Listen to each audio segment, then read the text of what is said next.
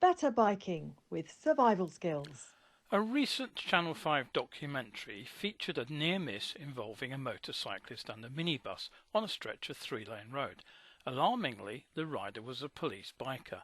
Whether either should have attempted the overtake in the weather is a moot point, but responses showed an alarming lack of understanding of the markings and rules for using three-lane roads and the middle suicide lane.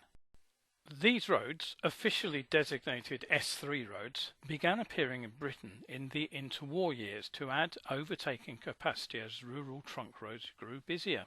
The problem is obvious. The shared centre lane gave neither driver a guaranteed priority. Opposing vehicles could legally be in the same lane simultaneously. The results were equally predictable: head-on conflicts and regular crashes as one or both drivers misjudged their closing speed in the middle lane. By the mid-30s, the centre lane had already been nicknamed the suicide lane. Post-war, the issue was debated in Parliament and many S3 roads were redesigned. Some were widened to physically separated dual carriageways, others shrunk back to two lanes. Some, often going uphill, were converted to what are now known as S2+1 roads. These have two ascending lanes and a single descending lane separated by double solid lines.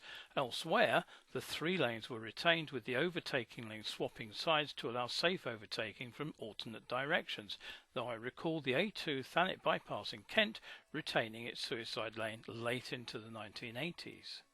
But there are still roads which legally allow vehicles from both directions to enter the middle lane at the same time. The clue is the broken white line, and there's no priority for either direction. The Highway Code's Rule 135 says where a single carriageway has three lanes and the road markings or signs do not give priority to traffic in either direction, use the middle lane only for overtaking or turning right. Remember, you have no more right to use the middle lane than a driver coming from the opposite direction. Do not use the right-hand lane.